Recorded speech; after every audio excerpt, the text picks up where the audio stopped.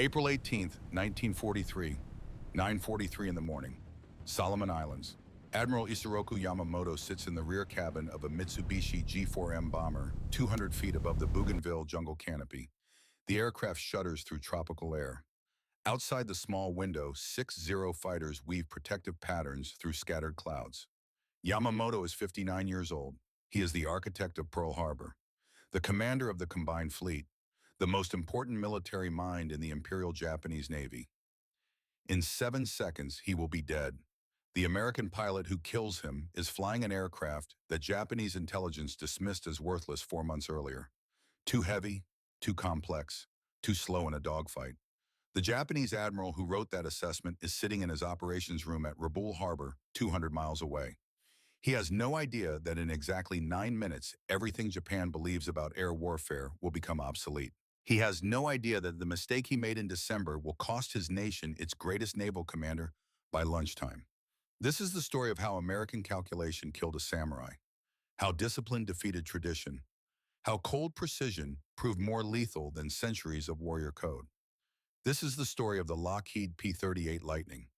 But to understand how an impossible mission succeeded, we must go back 4 months to December 1942. To the moment when a confident Japanese admiral made the worst assessment of his career. Rabaul Harbor, Papua New Guinea, December 7, 1942. 1 year after Pearl Harbor, Vice Admiral Junichi Kusaka stands on the bridge of his flagship. Around him, Rabaul Harbor spreads like a jewel in the South Pacific. Warships at anchor, supply vessels loading cargo, and on the airfields that ring the harbor, 220 of the finest fighter aircraft in the world. Mitsubishi, a 6M0s, each one a masterpiece of aeronautical engineering. Kusaka is 53 years old, 28 years of naval service, commander of the 11th Air Fleet, responsible for every Japanese air operation from New Guinea to the Solomon Islands. He holds an intelligence report in his hands. It arrived this morning from Tokyo. The Americans are deploying a new fighter to the theater. Something called the Lightning. Twin engine, twin boom, 17,500 pounds fully loaded. Kusaka reads the specifications twice. Then he sets the report down and walks to the bridge windows. Below him, Zero fighters practice formation flying. The aircraft move like birds, light, graceful, precise. The Zero weighs 6,000 pounds. It can turn inside any Allied fighter at 17,000 feet. It can climb faster than anything the Americans fly. Japanese pilots average 800 hours of flight time before entering combat. American pilots arrive in theater with 200 hours, sometimes less. For 6 months, Kusaka's fighter groups have maintained a kill ratio of 4-to-1. 4 American aircraft destroyed for every Zero lost. The numbers are simple. The trend is clear. Japan owns the Pacific sky. Kusaka returns to his desk and writes in his diary. The leather-bound journal goes everywhere with him. Inside are observations, tactical notes, personal thoughts that help him process the weight of command. His entry for December the 7th, 1942. Intelligence reports new American fighter entering service. Heavy twin-engine design. Our analysts believe it too cumbersome for effective combat. The Americans are sending their pilots to die in machines that cannot match our Zeros. He pauses, the pen hovers over paper. Then he adds one more line. My son begins flight training next month. He will fly the Zero, the best aircraft in the world. By the time he graduates, this war will be won. The confidence is not arrogance. It is based on evidence. Japan entered this war with the best trained naval aviators on Earth. They practiced over China. Over Manchuria, they learned air combat against real opponents, not training dummies. The Americans, they learned in classrooms and training fields. They arrived in the Pacific theater with textbook knowledge and no practical experience. And they died. Kusaka's pilots shot them down with methodical efficiency. The Zero's legendary maneuverability allowed Japanese pilots to dictate combat terms. Get behind the enemy, turn inside his defensive maneuvers. Fire, kill, move to the next target. The Americans called it dogfighting. The Japanese called it Bushido in the sky. The art of aerial combat, one life, one encounter, flawless execution. But flawless execution requires extensive training, And training takes time Japan increasingly does not have. Kusaka does not write this in his diary, but he knows it. The losses are sustainable now, 4-1, but losses are still losses. And every experienced pilot who dies takes 800 hours of training with him. A knock at the door interrupts his thoughts. Enter. Lieutenant Hiroshi Tanaka steps into the cabin, 26 years old, intelligence officer, fresh from the Naval Staff College in Tokyo. He carries a folder thick with technical documentation. Admiral, the new American fighter. I have completed my analysis. Kusaka gestures to a chair. Tanaka sits. He opens the folder and spreads photographs across the desk. The P-38 Lightning stares up at them from multiple angles. It looks like something from a science fiction magazine. Two engines mounted on twin booms, a central nacelle for the pilot, a tricycle landing gear. Nothing about it looks conventional. Specifications, Tanaka says. He refers to his notes. Maximum speed 414 miles per hour at 25,000 feet. Two Allison WWII 1710 engines, each producing 1475 horsepower. Kusaka studies the photographs. Armament. 450 caliber machine guns, 120 millimeter cannon, all mounted in the nose, concentrated fire, no convergence issues. Range. 400 miles combat radius with external tanks. Can be extended to 750 miles with maximum fuel load. The numbers are impressive. Kusaka admits this privately. Speed exceeds the zero by 63 miles per hour. Range is comparable. Armament is formidable. But there is one specification that matters more than all others. Weight. Tanaka consults his notes. 17,500 pings maximum takeoff weight. There it is. The Zero weighs 6,000 pounds fully loaded. The P-38 weighs nearly 3 times that. In aerial combat, weight is death. Heavy fighters cannot maneuver, cannot climb, cannot turn inside lighter opponents. The Americans are building interceptors, not fighters, Kusaka says. This aircraft may excel at straight-line speed, but in a turning fight it will be helpless. Tanaka hesitates. The young officer shifts in his chair. Sir, with respect, what if the Americans do not engage in turning fights? Kusaka looks up from the photographs. Explain. The aircraft design suggests a different tactical approach. Superior speed allows choice of engagement. The pilot can attack from altitude, use diving speed, and extend away before we can respond.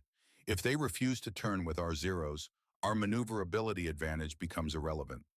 The observation is intelligent. Kusaka respects intelligence even when it challenges his assumptions. But respect for intelligence does not equal agreement. You are describing cowardice, Lieutenant. An aircraft that runs away faster is not a tactical revolution. It is admission of inferiority. Sir, if an enemy destroys our bombers while avoiding our fighters, is that not a form of victory? Kusaka stands. He walks to the window again. Below, a flight of Zeros returns from patrol. They land in sequence. Precise spacing, precise discipline. Our pilots train for 800 hours before combat. Kusaka says his back to Tanaka. They master every aspect of air-to-air fighting. The Americans train for 200 hours. They arrive here with enthusiasm and inadequate skills. He turns from the window. Technology cannot replace mastery, Lieutenant. The P-38 may be faster in level flight, but battles are not won in level flight. They are won in the turning fight, in the merge, in the moment when two pilots face each other and one must die. And if the Americans refuse that moment, then they cannot win. They can only delay their defeat. Tanaka gathers his papers. He knows when the conversation is over, but at the door he pauses. Admiral, permission to speak freely. Kusaka nods. I hope you are right, sir, because if you are wrong, we lack the industrial capacity to adapt quickly. The door closes. Kusaka returns to his desk. He looks at the photographs of the P-38 again. The strange twin boom design, the heavy armament, the tricycle landing gear that suggests American engineering excess. He thinks about his son, 16 years old, studying physics and navigation in preparation for flight school. The boy writes letters full of enthusiasm. He wants to fly Zeros, wants to serve the Emperor, wants to prove himself in combat. Kusaka writes back encouraging words. He tells his son that by the time he enters service, the war will be nearly won. That American industrial might cannot overcome Japanese fighting spirit. He believes this. He believes it because the alternative is unthinkable. If the Americans have developed tactics that neutralize Japanese air superiority, then the entire defensive perimeter is vulnerable. The Solomon Islands, New Guinea, eventually the home islands themselves. No, better to trust in proven doctrine. The Zero has dominated for a year. It will continue to dominate. Kusaka finishes his diary entry. Lieutenant Tanaka presents concerns about American tactical adaptations. I respect his analysis but disagree with his conclusions. Air combat is fundamentally about the pilot, not the machine. Our pilots are superior. Therefore, we will prevail. He closes the diary. Outside, the sun sets over Rabaul Harbor. The light turns the water golden orange. Zero fighters sit in neat rows on the airfield. 220 of them. An armada of the finest fighters ever built. In 4 months, that number will be 40. But Kusaka does not know this yet. Port Moresby, New Guinea, January 5th, 1943. 200 miles southeast of Rabaul. Major General George Kenny sits in a different operations room. Younger than Kusaka by a few months, but worn by different pressures. Kenny commands the 5th Air Force. Responsibility for all American air operations in the Southwest Pacific. The weight sits heavily. He has lost too many pilots, too many young men sent into combat against an enemy with superior aircraft and superior training. The statistics sit on his desk. Kill ratios, loss rates, sortie effectiveness. The numbers tell a story he does not like. American P-40 Warhawks and P-39 Airacobras are being slaughtered. Not through cowardice. American pilots are brave. But bravery without capability is just suicide with extra steps. The problem is tactical. American pilots try to dogfight Zeros. They turn with Japanese fighters. They engage on Japanese terms, and they die. Kenny studies after action reports from the last 3 months. The pattern repeats. American formation encounters Japanese fighters. American pilots break formation and engage individually. They try to outturn the Zeros. They cannot. They die. A month ago, Kenny lost his nephew, Lieutenant James Kenny, 22 years old, P-40 pilot, shot down over New Guinea by a Zero he never saw.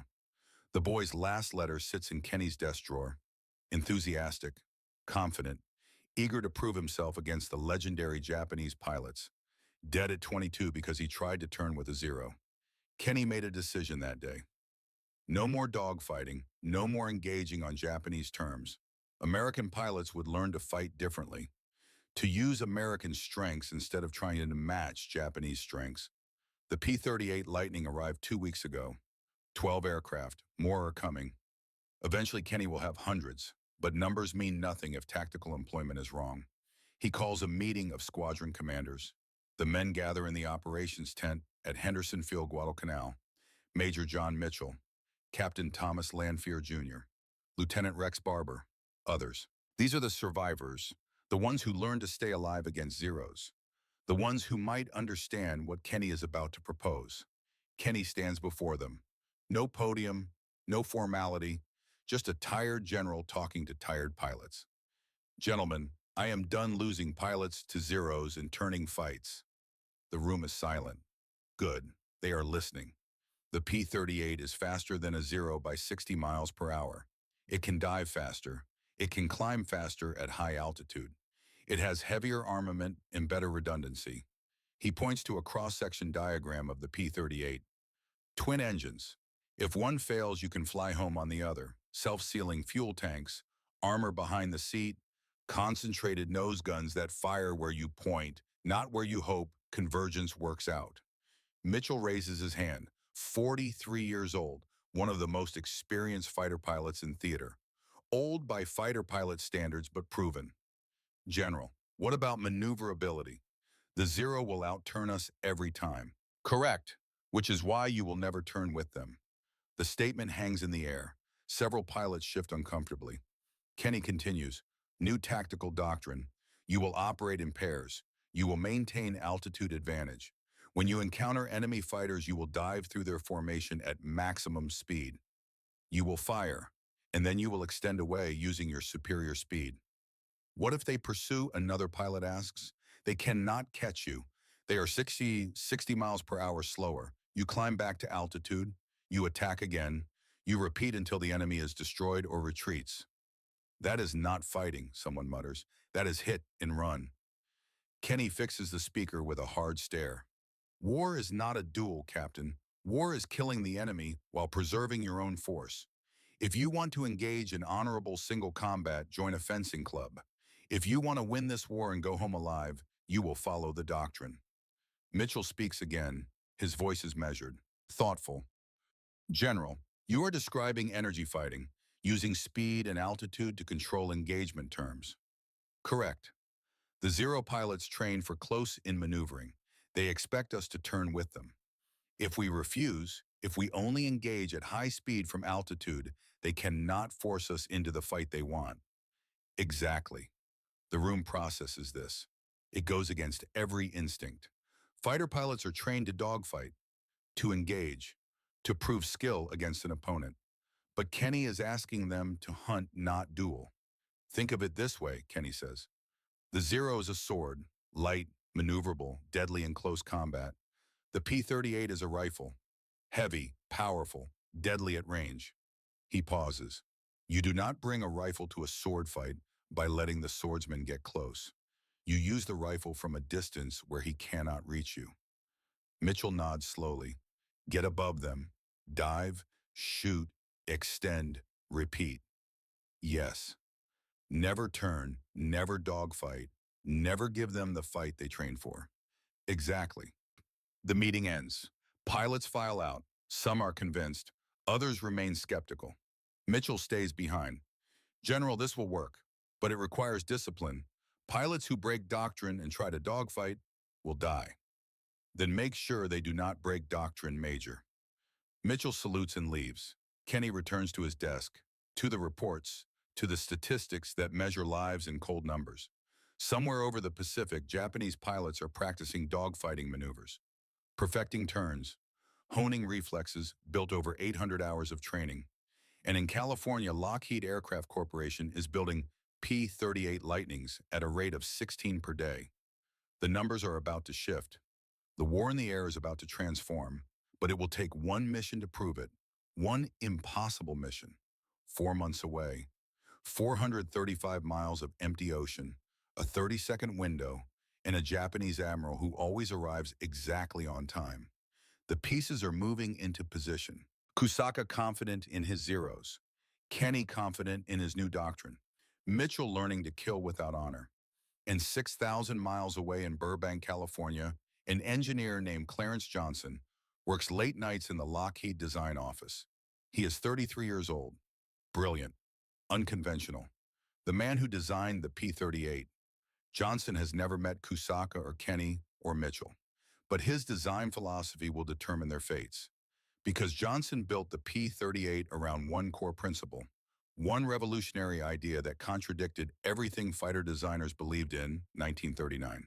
Do not build an aircraft to fight on the enemy's terms. Build an aircraft that makes the enemy's terms irrelevant. The Zero was designed for dogfighting, for turning, for close-in combat where pilot skill determined outcomes. The P-38 was designed for something else entirely, for speed, for altitude, for concentrated firepower, for redundancy that kept pilots alive, for precision. Johnson understood what military leaders were only beginning to grasp. Modern war is not about individual duels. It is about systems, about industrial capacity, about building weapons that average pilots can use to defeat exceptional opponents. The P-38 cockpit features a control wheel instead of a stick. The nose-mounted guns fire in a concentrated stream with no convergence issues. The twin engines provide redundancy. The armor protects the pilot. The dive capability exceeds anything else flying. Every design choice prioritizes pilot survival and mission completion over aircraft performance in a turning fight. Because Johnson knew something Japanese designers did not consider. In a war of attrition, the side that keeps its pilots alive wins, even if each individual engagement is less glorious, even if the tactics look like cowardice to warriors raised on samurai codes. Results matter. Honor does not.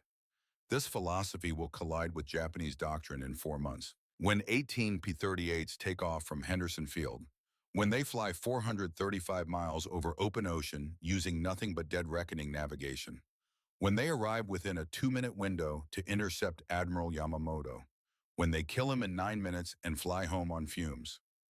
The mission that seems impossible, the mission that will prove American calculation defeats Japanese tradition. But that story comes later. First, there are lessons to learn, doctrine to internalize, mistakes to make and survive. First, there is Lieutenant Daniel O'Brien, 23 years old, Boston, Irish Catholic family, wanted to be a priest before the war, ended up in a P-40 Warhawk instead. O'Brien survived 3 months in P-40S through luck and desperation. He learned to run from zeros, to refuse combat when odds were bad. His squadron mates called him careful. Some called him coward.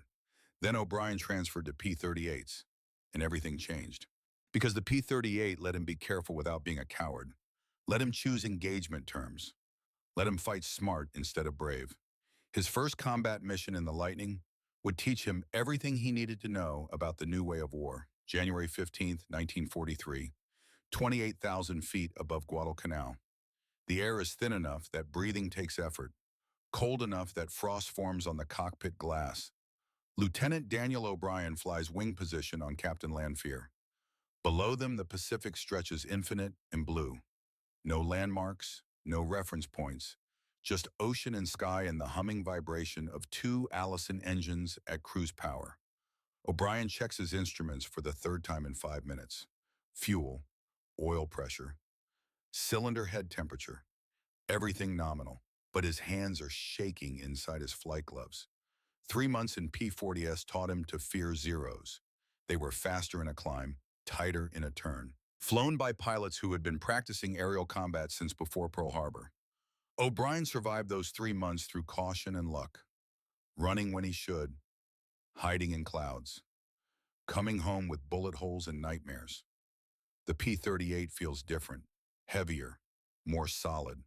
The control wheel sits strange in his hands after months with a stick. The twin booms extend on either side like protective wings. The engines rumble steadily, their sound transmitted through the airframe into his chest. Everything about it violates muscle memory built in lighter aircraft. But Lanphier promised this aircraft would change everything. O'Brien is about to discover whether that promise holds truth or just desperate hope. Lanphier's voice crackles through the radio, calm, professional. The voice of a man who has killed before and expects to kill again. Bogies, 2 o'clock low, 12 zeros, altitude 18,000.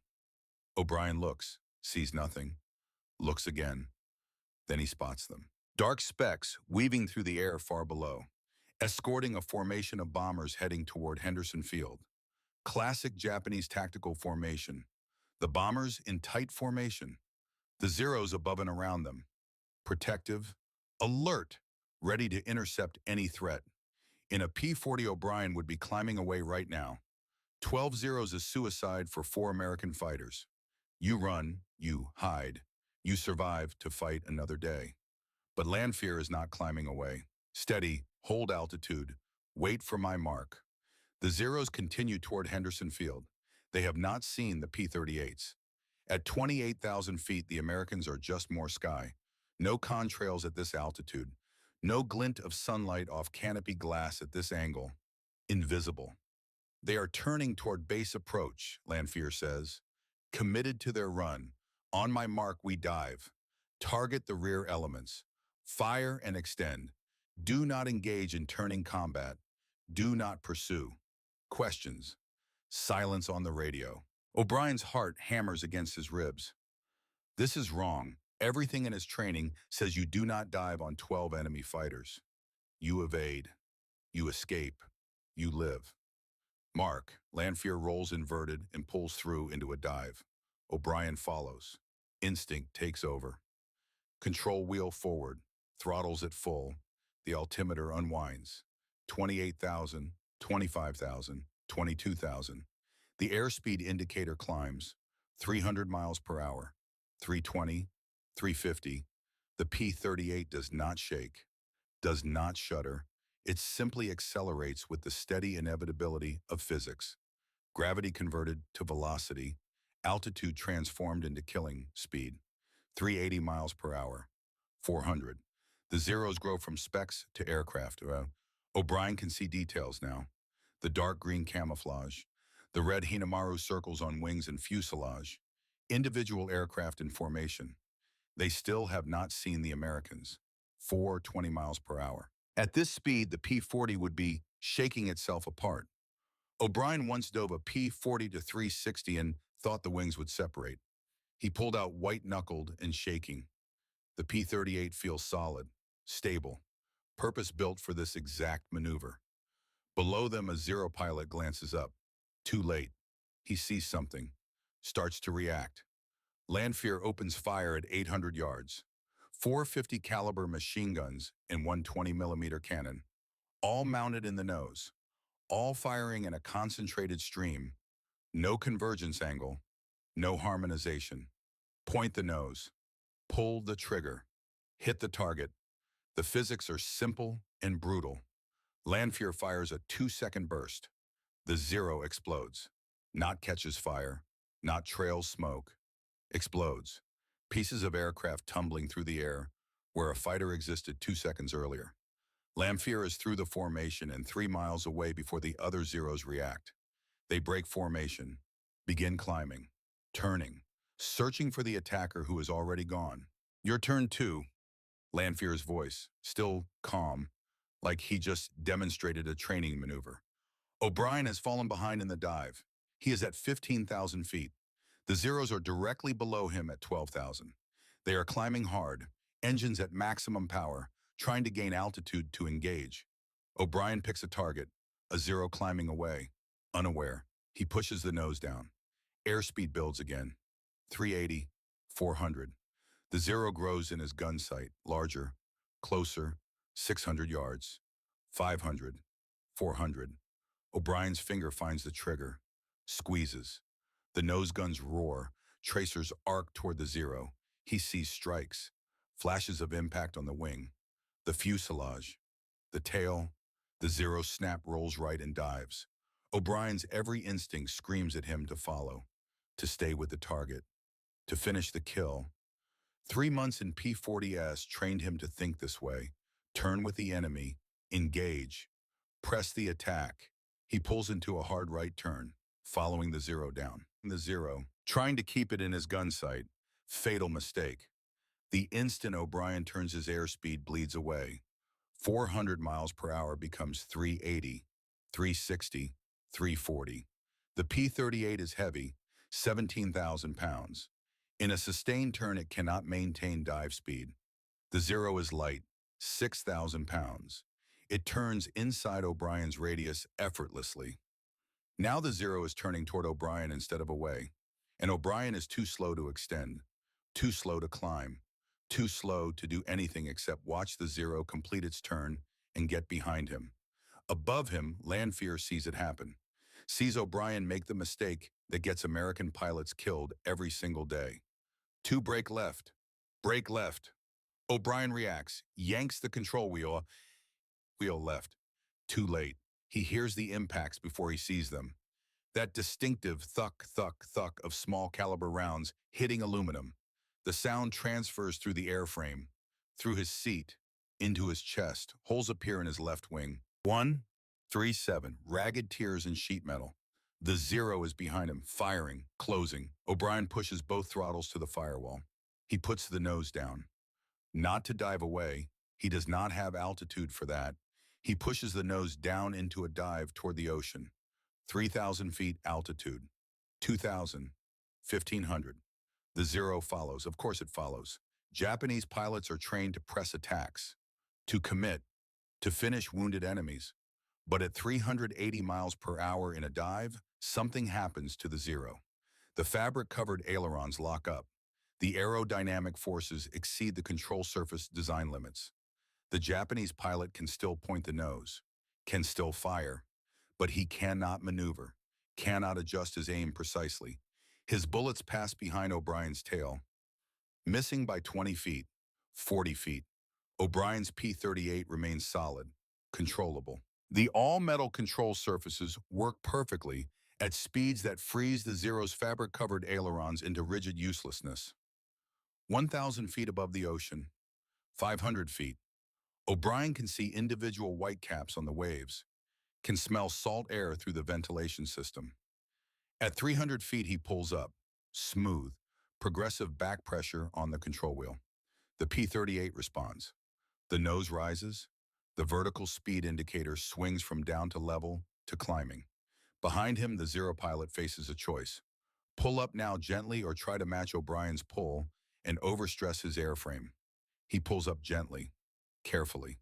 By the time he levels off, O'Brien is 2 miles away and climbing. The Zero pursues. But O'Brien is flying straight and level at 410 miles per hour. The Zero tops out at 351.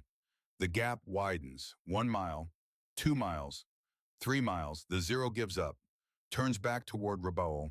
O'Brien climbs back to 10,000 feet. His hands are shaking so badly he can barely hold the control wheel.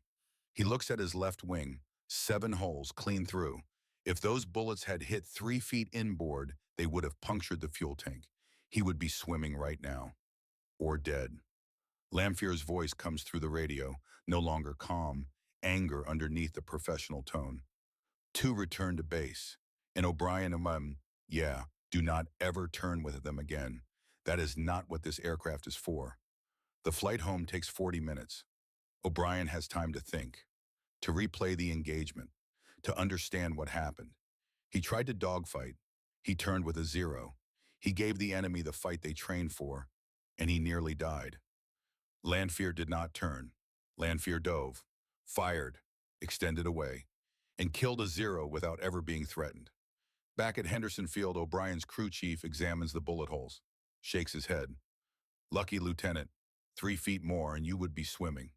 I know. What happened? O'Brien tells him. The dogfight, the mistake, the Zero getting behind him.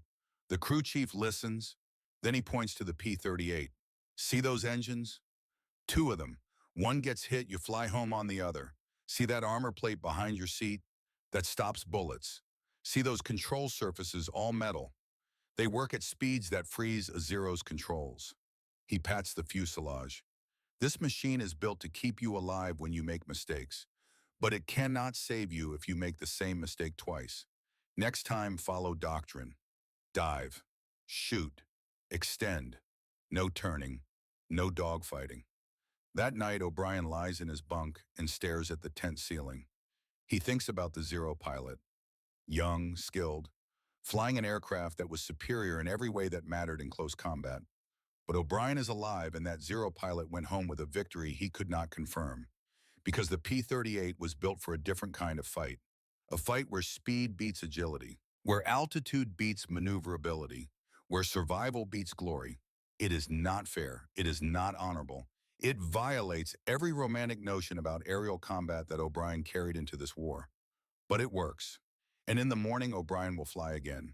And this time he will not turn. He will dive. He will shoot. He will extend away. He will hunt, not duel. Because war is not about fair fights. It is about coming home. And the P-38 is the machine that makes coming home possible. Rabaul Harbor, February 9, 1943. Admiral Kusaka reads the after-action reports with growing unease. 3 weeks of combat since the P-38s entered theater in numbers. The statistics are concerning. January kill ratio 4-1 in favor of Japan. Acceptable, sustainable. Early February kill ratio 2.3-1 in favor of Japan. The trend is moving in the wrong direction. Worse, the reports describe a pattern. American fighters operating at extreme altitude, diving attacks at high speed, refusing close combat, extending away before Japanese pilots can engage.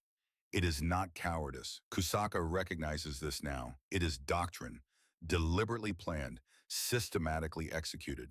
The Americans are no longer fighting on Japanese terms. They have created new terms. And Japanese pilots trained for dogfighting do not know how to respond. Lieutenant Tanaka enters the operations room. He carries more reports, more bad news written in careful technical language. Admiral, 5th Air Force conducted 7 bomber raids this week. P-38 escorts on all missions. We intercepted 4, shot down 6 bombers, lost 12 zeros, 12 zeros, 12 experienced pilots, 800 hours of training each. Gone. Cause of losses. Tanaka consults his notes. 8 killed by diving attacks from altitude, unable to evade or return fire. 2 killed during climb out from Rabaul, attacked before reaching combat altitude. 1 mechanical failure, 1 unknown. And the bomber raids, did we prevent any from reaching their targets? No, sir. All bombing raids achieved objectives. There it is, the equation that matters. Japan is losing fighters faster than they can be replaced, and the fighters being lost are not preventing American bombers from hitting their targets. Kusaka stands and walks to the large map covering one wall. Red pins mark Japanese positions. Blue pins mark American advances. 3 months ago, red dominated the map. Now blue creeps closer each week. New Guinea, the Solomons. Guadalcanal is already lost. The Americans are building up Henderson Field into a major air base. Soon they will have hundreds of aircraft there. P-38s, B-7s, B-20s. And Rabaul, the linchpin of Japanese defense in the South Pacific, sits within range. Lieutenant, your analysis of the P-38. Show me everything, every detail. Tanaka spreads technical drawings and intelligence assessments across the table. The P-38 in profile, from above, from multiple angles. Performance charts, armament details, tactical assessments from pilots who survived encounters. Kusaka studies it all. For the first time, he looks at the P-38 not as a curiosity, but as a threat. Not as evidence of American excess, but as a weapon system designed to defeat Japanese doctrine. Twin engines for redundancy, armor for protection, speed to control engagement, concentrated firepower to kill quickly. Everything about the P-38 prioritizes pilot survival and mission effectiveness over aircraft performance in a turning fight. And everything about the Zero prioritizes performance in a turning fight over pilot survival and mission effectiveness. 2 philosophies, 2 approaches to the same problem. For 6 months, the Japanese philosophy worked. Now it is failing, and Kusaka must admit why. They built an aircraft that refuses to fight our best aircraft on our terms, he says quietly. Tanaka nods. Yes, sir. Can we adapt new tactics, new formations? Our pilots are trained for close combat. Retraining takes time, and the training cadre is being depleted. Our best pilots are dying in combat. The next generation is learning from instructors with less experience. The logic is inexorable. Every experienced pilot killed is 1 less instructor. Every loss degrades the training pipeline. The quality gap will grow, not shrink, unless Japan can field an aircraft that matches the P-38's speed and altitude performance. But aircraft design takes years, production takes months, and Japanese industry is already stretched. Kusaka returns to his desk, opens his diary, writes carefully. February 9, 1943. The Americans have developed tactics that exploit our weaknesses while avoiding our strengths. They refuse the close combat our pilots train for. Our losses are increasing. Our ability to defend bomber formations is declining. I do not yet have solutions. He pauses. The pen hovers over paper. Then he adds one more line. I was wrong about the P-38. Lieutenant Tanaka was correct in January. I did not listen. How many pilots died because of my error? The weight of command sits heavy tonight. Kusaka thinks about his son still in flight training, 16 years old and eager to prove himself in combat. Will there be a war left to fight by the time the boy graduates? Or will American air superiority be so complete that sending new pilots into combat becomes simple murder? Kusaka does not write these thoughts in his diary. Some fears are too large for words. Rabaul Airfield, late February 1943. Warrant Officer Takeo Kotani inspects a Betty bomber with the careful attention of a man who knows his life depends on details. He checks everything. Fuel lines, control surfaces, engine cowlings, landing gear struts. Kotani is 34 years old, 12 years in the Imperial Navy, 8 confirmed kills, veteran of China, Pearl Harbor. Coral Sea. He survived the early war through skill and caution. 4 weeks ago, his squadron leader delivered news that changed everything. Kotani, you have been selected as personal pilot to Admiral Yamamoto. The words hung in the air. The highest honor a Navy pilot could receive. Admiral Isoroku Yamamoto, commander of the combined fleet, the architect of Pearl Harbor, the symbol of Japanese naval power.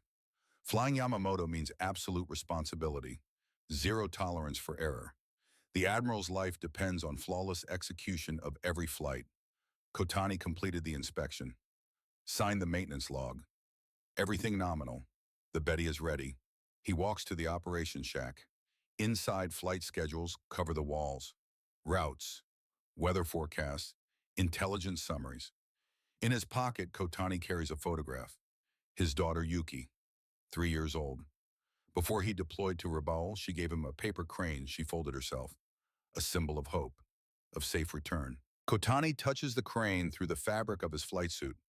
Soon, perhaps in a few weeks, Admiral Yamamoto will conduct an inspection tour of forward bases. Kotani will fly him. And when the mission is complete, Kotani will write to his daughter about the honor of serving the admiral. She will not understand the letter. She is too young. But someday when she is older, his wife will show her the letters. And Yuki will know that her father served with honor. Outside, the sun sets over Rabaul Harbor. 6-0 fighters sit near the Betty. Practice escorts. Kotani has flown formation with them a dozen times. Standard procedure, 3 zeros high cover, 3 level with the bomber. The route to the forward bases is safe, entirely within Japanese-controlled airspace. Multiple fighter patrols along the course. American aircraft rarely penetrate this deep into Japanese territory. When the mission comes, it will be routine. Kotani has prepared for weeks. He knows every landmark, every alternate, every contingency. Everything will be ready. Everything will go according to plan. Kotani returns to his quarters, opens his journal, writes about the day, the inspections, the preparations, the responsibility. He does not write about fear. Fear has no place in a warrior's journal. He writes instead about duty, about honor, about the future he will build when the war ends, about watching Yuki grow, teaching her to read, to write, to be strong and kind. This is what we fight for, he writes, not territory, not glory, for our families, for the future. He closes the journal. Tomorrow more practice flights, more preparation, making sure that when the moment comes, execution will be flawless. Duty is enough, until it is not. Pearl Harbor, Hawaii Station, Hypo Naval Intelligence, April 13th, 1943, 3 in the morning. Captain Joseph Rochefort has not slept in 36 hours. His eyes burn from staring at decoded message traffic. His back aches from hunching over decryption tables. The coffee in his cup has gone cold. Again. But the message in his hands makes the exhaustion irrelevant. Station Hypo occupies a basement beneath the 14th Naval District headquarters. No windows, no natural light, just banks of cipher machines and cramped desks where crypt analysts work in shifts around the clock. Breaking Japanese naval codes. Reading enemy communications before the ink dries on the original transmission. The Americans call it magic, the intelligence derived from reading enemy message traffic. The Japanese have no idea their supposedly unbreakable J-25 naval code was compromised months ago. Every message sent by Japanese headquarters, every operational order, every position report. Station Hypo reads them all, including the message Rochefort decoded 20 minutes ago. He reads it again. Third time. The details are so specific that part of him suspects a trap. The Japanese would not transmit operational security this sensitive in a breakable code, not unless they wanted the Americans to know. But signal analysis confirms authenticity. The message originated from Combined Fleet Headquarters. Standard encryption protocol, normal message handling, no indicators of deception. Rochefort picks up the secure telephone, dials Admiral Nimitz's quarters. Sir, Rochefort at Station Hypo. I need you at the operations center immediately. What time is it, Captain? 03:15, sir. This better be important. Sir, we have Admiral Yamamoto's flight schedule, specific dates, specific times, specific locations. Silence on the line. Then Nimitz's voice sharp and awake. I will be there in 10 minutes. Nimitz arrives in 8 minutes. He comes directly from quarters, uniform jacket, unbuttoned, no tie. 2 staff officers accompany him. Commander Edwin Layton, Fleet Intelligence Officer. Commander Thomas Fitch, Operations. Rochefort hands Nimitz the decoded message. The Admiral reads it slowly. His expression does not change, but his fingers tighten on the paper. Read it aloud, Captain. Rochefort picks up his translation. On 18 April, Commander-in-Chief Combined Fleet will inspect Balal, Shortland, and Buin. Depart Raboul 0600 in medium attack plane, escorted by 6 fighters. Arrive Balal 0945. Depart Balal by motor torpedo boat to arrive Shortland 1100. Arrive Buin 1400.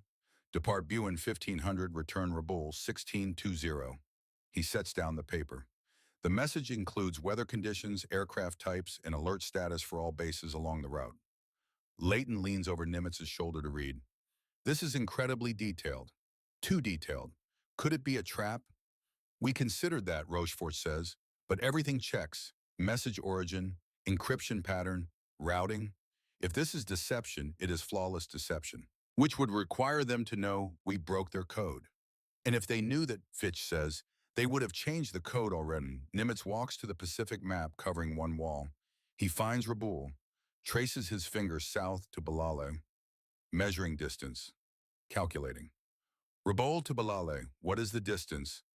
250 nautical miles, sir, Fitch says.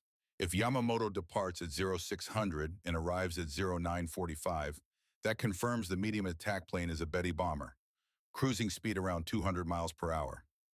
Nimitz continues studying the map.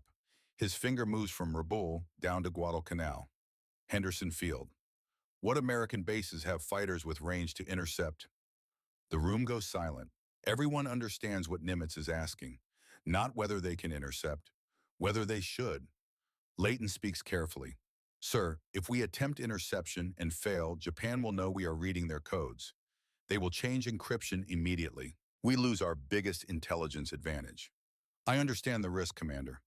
Sir, if we succeed, if we kill Yamamoto, they will still change the codes. They will know only signals intelligence could provide such precise intercept information. How long would it take them to implement new codes fleet-wide? 6 weeks minimum, more likely 3 months. The logistics of distributing new code books to every ship and base in the Pacific. Nimitz turns from the map. He looks at each officer in turn. Gentlemen, the man who planned Pearl Harbor flies a predictable route in 5 days. We have his exact departure time, his exact arrival time, his exact location. He pauses. If we do nothing, we keep our intelligence advantage. We continue reading their mail. Very valuable, very useful. Another pause. If we kill him, we lose that advantage. But we remove their best strategic mind, the one admiral in the Japanese Navy who understands American industrial capacity. Who knows Japan cannot win a long war? Nimitz walks back to the desk, places both hands flat on the decoded message. I lost 2,000 sailors at Pearl Harbor. Yamamoto planned that attack. Now I have a chance to hold him accountable. Sir, Layton says quietly, this is not about revenge.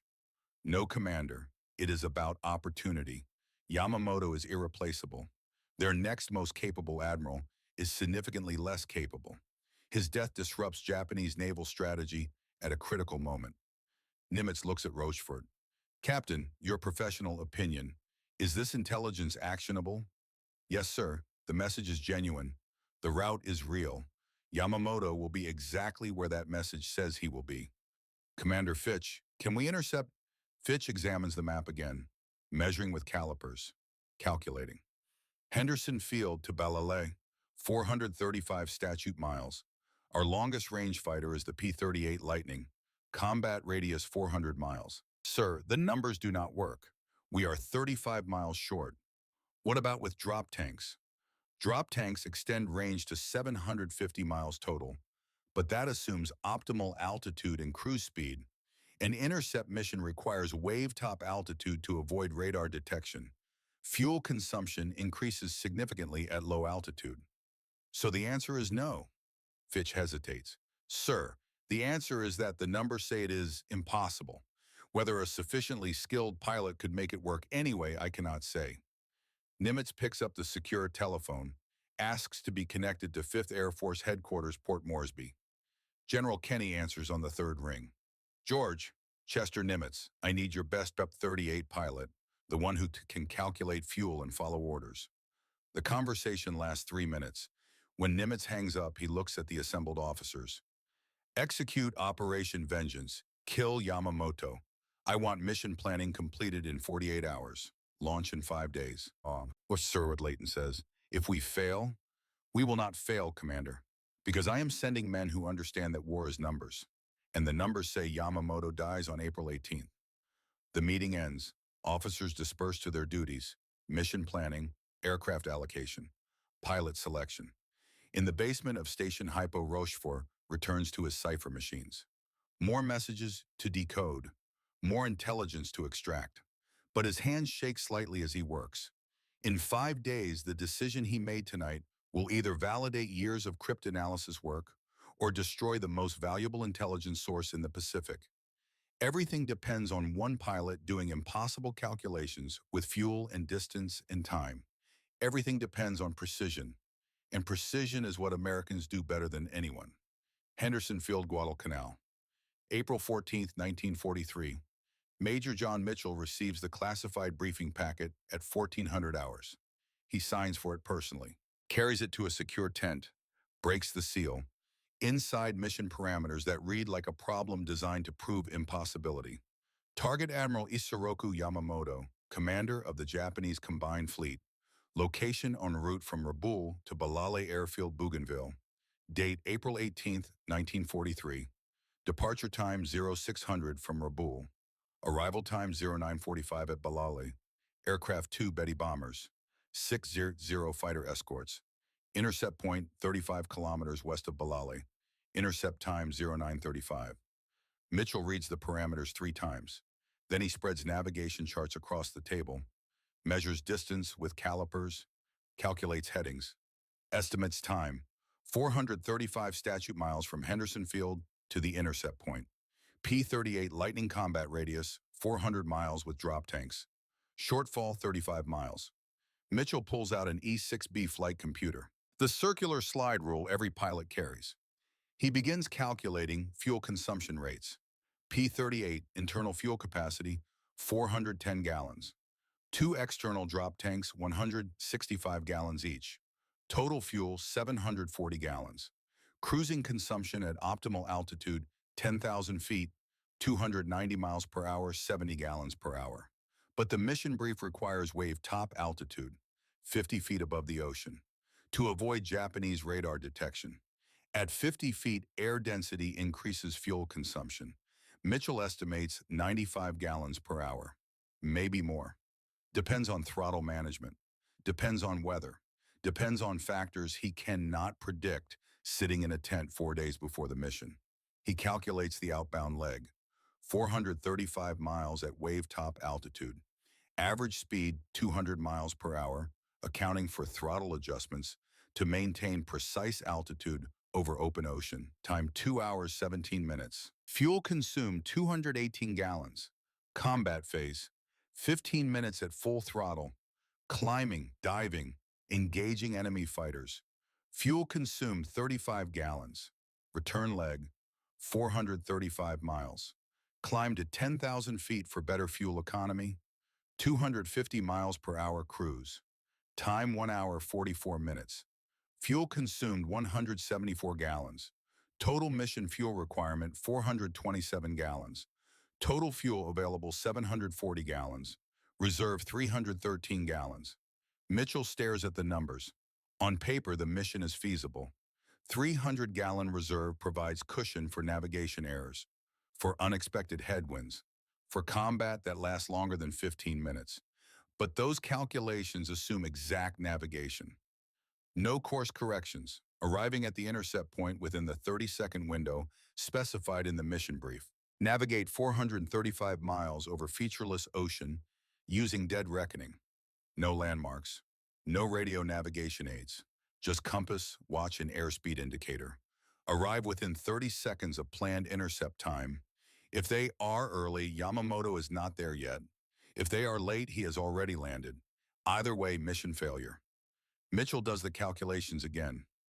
Checks his work, same answer, feasible, barely, With zero margin for error, he picks up the classified telephone, calls 5th Air Force Headquarters, asks to speak with General Kenny. Sir, Mitchell, I received the operation order. Can you do it, John? Sir, the fuel numbers work, barely, but the navigation requirement is extreme, 435 miles over open ocean with no reference points. We need to arrive within a 30-second window. If my navigation is off by 2 degrees, we miss the intercept entirely and run out of fuel over ocean.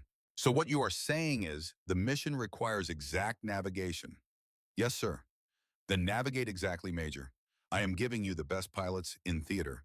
I am giving you 4 days to plan. Make it work. Sir, if we miss, you will not miss, because missing means losing 18 P-38s and their pilots, and I do not lose pilots to poor planning. So plan better. The line goes dead. Mitchell returns to his charts. He plots the course. Rabaul to Balale follows a specific flight path. Japanese bombers always use the same route. Coastline navigation. Predictable. If Yamamoto departs Rabaul at 0600 cruising at 200 miles per hour, he reaches the intercept point at 0935. The Americans must depart Henderson Field at 0725. Fly direct heading 320 degrees for 2 hours 10 minutes. Arrive at the intercept point at 0934. 1 minute before Yamamoto. Climb to 18,000 feet. Wait. Dive when the target appears. Simple in concept, nearly impossible in execution. Mitchell calls his operations officer. I need 18 pilots, the best navigators we have. Men who can maintain precise heading and altitude for 2 hours without deviation. Sir, what is the mission? Classified. Just get me the pilots. By 1800 hours, Mitchell has his roster.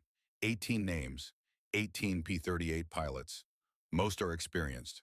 Several are new. All are volunteers once Mitchell explains the mission profile without revealing the target. He briefs them in the secure tent. Maps, charts, fuel calculations. Gentlemen, in 4 days we launched the longest fighter intercept mission ever attempted. 435 miles over open ocean.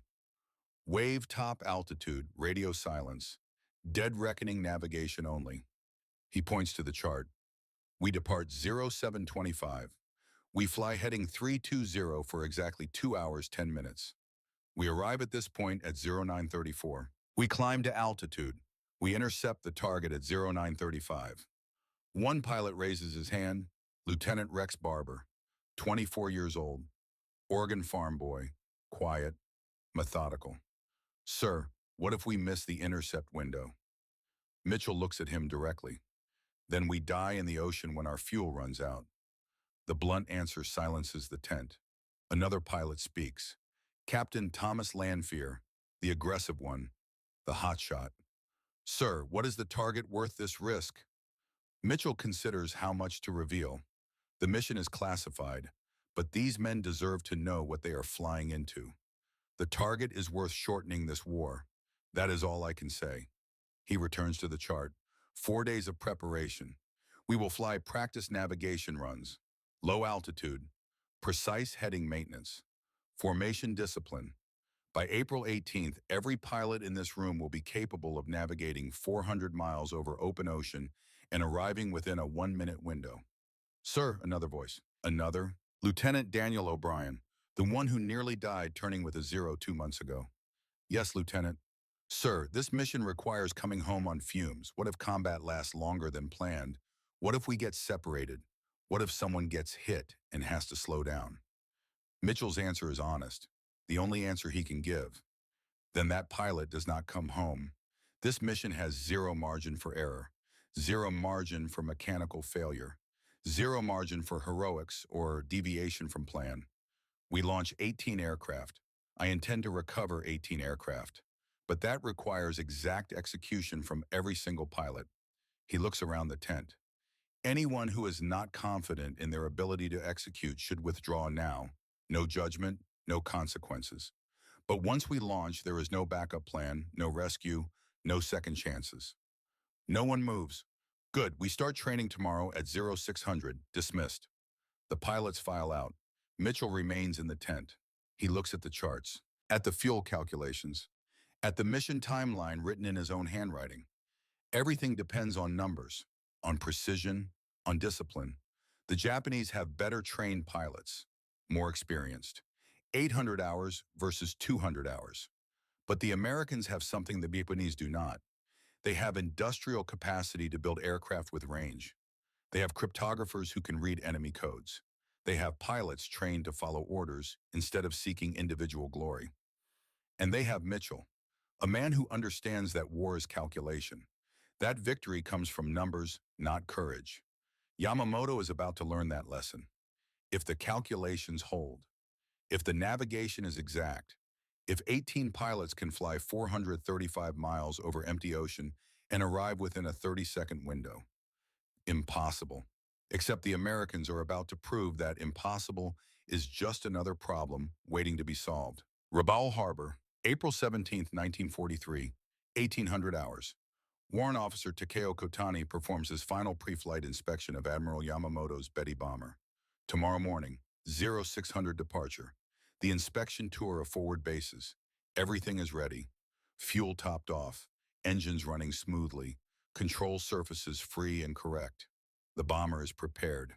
Kotani climbs down from the aircraft, walks to the operations shack, signs the maintenance log. Aircraft ready for flight. No discrepancies. No issues. Outside, the sun sets over Rabaul Harbor. The water turns gold and red. 6-0 fighters sit in a row near the Betty, the escort for tomorrow's flight. All 6 aircraft have been inspected. All 6 pilots briefed. Standard escort procedure. 3 Zeros fly high cover. 3 fly level with the bombers, protecting against interception from above and from the sides. The route is safe, entirely within Japanese-controlled airspace. Multiple fighter patrols along the course. American aircraft rarely penetrate this deep into Japanese territory. Tomorrow will be routine. Kotani has flown this exact route a dozen times in the past month. Practice, preparation, making sure he knows every landmark, every alternate landing site, every contingency. He touches the photo in his pocket. His daughter Yuki, 3 years old, holding the paper crane she folded for him. Tomorrow night he will write her a letter, tell her about flying the Admiral, about the responsibility, about doing his duty with precision. She will not understand the letter. She is too young. But someday when she is older, his wife will show her the letters, and Yuki will know that her father served with honor. Kotani walks to the mess hall, eats dinner with the other pilots. The conversation is relaxed, confident. Tomorrow is important but not dangerous. Just another flight. After dinner, Kotani returns to his quarters. He writes in his journal, a habit he developed years ago, recording thoughts, observations, the small details that make life meaningful. His entry for April 17, 1943, tomorrow I fly Admiral Yamamoto to Balale. The weather forecast is excellent. Clear skies, light winds. The route is safe. I have flown it many times. Everything is prepared. I am ready. He pauses, thinks about what else to write, then adds, I think of Yuki often. She is growing so quickly. When this war ends, I will return home and watch her grow. Teach her to read, to write, to be strong and kind. This is what we fight for. Not territory, not glory, for our families, for the future. He closes the journal, turns off the light. Tomorrow requires rest, alert pilots, sharp reflexes. Sleep comes easily. Kotani is a man at peace with his duty. He knows his role. Execute with precision. Keep the Admiral safe. Return home. Simple. Honorable. The warrior's path. He does not dream. And in the dreamless sleep, 435 miles away, other warriors prepare for the most precisely calculated assassination in military history. Henderson Field, Guadalcanal, April 17, 1943, 2100 hours. Mitchell cannot sleep. He lies in his bunk and runs through the calculations again, mentally checking his work, looking for errors, for oversights, for the one variable he missed that will kill 18 pilots. Fuel verified, navigation plotted to the degree, timing calculated to the minute, contingencies planned, everything is ready, the pilots are trained, the aircraft are prepared, the weather forecast is favorable, everything except Mitchell's certainty, because he has never attempted anything like this. No one has. 435 miles over open ocean to intercept a target in a 30-second window. If he is wrong, if his calculations contain even a small error, 18 men die. The weight sits heavy. Mitchell gets up, walks to the operations tent. The duty officer looks up. Cannot sleep, sir. Check the fuel calculations again. Sir, we have checked them 6 times. Am I in? Check them a 7th time? The duty officer pulls out the fuel consumption charts, goes through the numbers while Mitchell watches. Same answer. 427 gallons required. 740 gallons available. 313-gallon reserve. It works, sir, the duty officer says. It works if everything goes according to plan. Then everything will go according to plan because you planned it that way. Mitchell returns to his quarters, but he does not sleep. He thinks about the target. The classified briefing said, Yamamoto, the architect of Pearl Harbor, the most important military mind in the Japanese Navy. Killing him shortens the war, saves American lives, disrupts enemy strategy. But Yamamoto is also a man, with family, with history, with a life beyond military service. Mitchell pushes the thought away. War is not about philosophy. It is about objectives. Tomorrow's objective is simple. Intercept, kill, return, execute the mission. Come home alive. The rest is just noise. At 0500, Mitchell rises, dresses, walks to the flight line. The ground crews are already there, fueling the P-38s, loading ammunition, performing final inspections, 18 aircraft, 36 engines, 13,000 gallons of fuel, 4,000 rounds of 50 caliber ammunition, 360 rounds of 20-millimeter cannon shells, all the tools necessary for killing one man. The morning air smells of aviation fuel and salt water, the sound of wrenches on metal, the murmur of crew chiefs checking their work one last time. The sun rises over Guadalcanal. Red sky, sailor's warning. But the weather forecast holds. Clear skies over the intercept point. Perfect conditions for the most important mission of the war. At 0700, the pilots gather for final briefing. Mitchell stands before them. No notes, no charts, just a commander talking to his men. Gentlemen, in 25 minutes we launch. We will fly for 2 hours and 10 minutes. We will arrive at the intercept point at 0934. We will climb to 18,000 feet. At 0935, the target appears. We engage, we kill, we come home. He pauses. This mission requires absolute discipline, exact navigation, flawless execution. Anyone who breaks formation, anyone who deviates from the plan, endangers the entire flight. Stay with the formation. Follow my lead. Trust the numbers. What if we miss the target? Someone asks.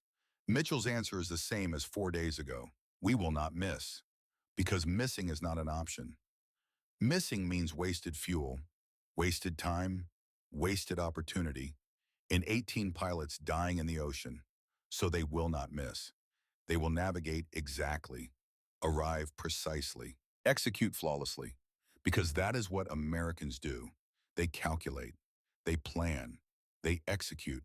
And if the calculations are correct, Admiral Yamamoto has 2 hours and 35 minutes to live.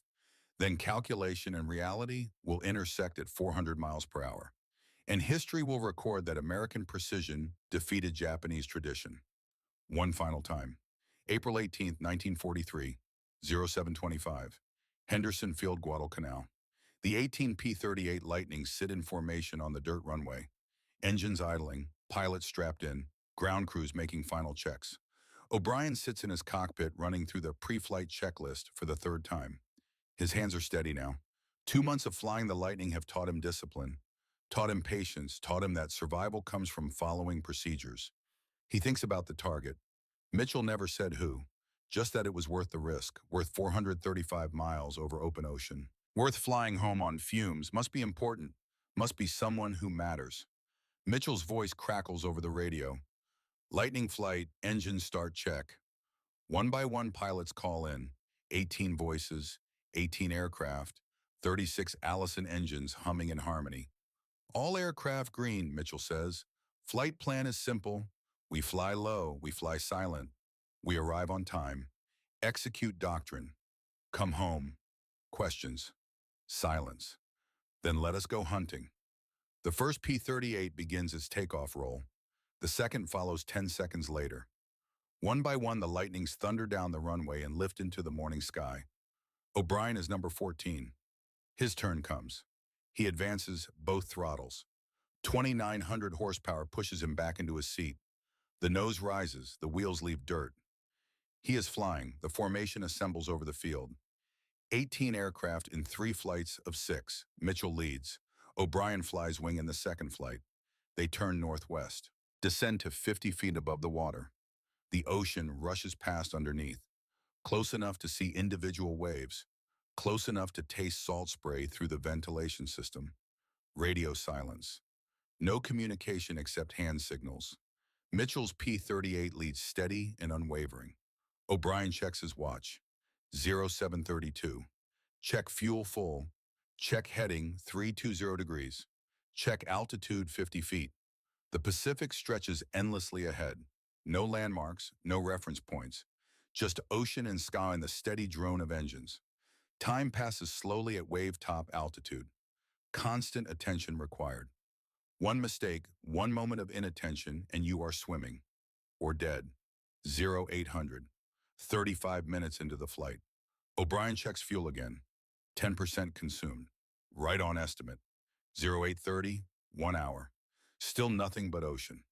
O'Brien's hands are cramping from maintaining precise altitude. His eyes burn from scanning instruments and horizon. This is war, he thinks. Not glorious combat, not aerial duels. Just hours of discomfort and boredom, punctuated by minutes of terror. 0900, 90 minutes. Fuel at 60%. Navigation check shows position within 1 mile of estimate. Mitchell's dead reckoning is exact. Ahead, O'Brien sees Mitchell's hand signal. Landfall approaching. The coast of Bougainville appears on the horizon. Dark green jungle, white sand beaches.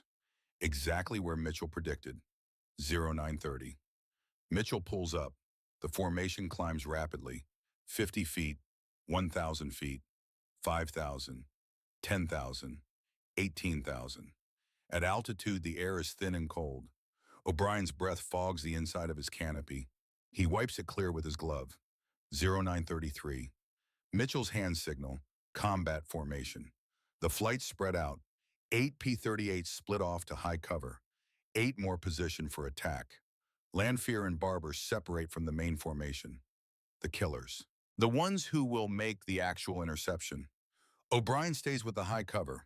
His job is to protect Mitchell and the attack element from Japanese fighters, not to engage the primary target. 0934. Mitchell makes a circular hand signal. Eyes out. Target inbound. O'Brien scans the sky to the northwest. Nothing. Empty air, blue sky, white clouds. Then he sees them. 2 dark specks at 5,000 feet, 15 miles out, heading directly toward them. 2 Betty bombers, 60 escorts. Just like the briefing. Mitchell breaks radio silence. 1 word.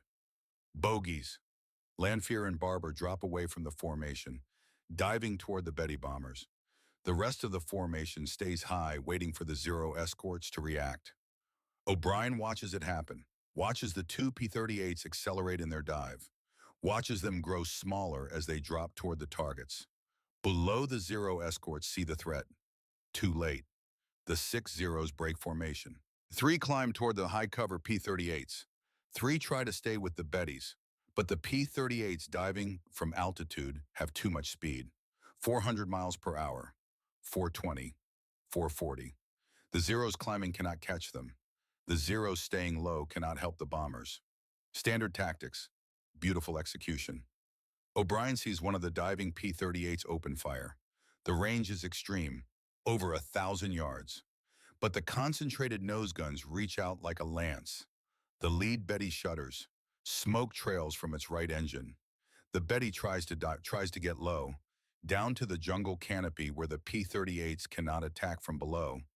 But the P-38 follows, closes range, fires again. This time the Betty's wing separates.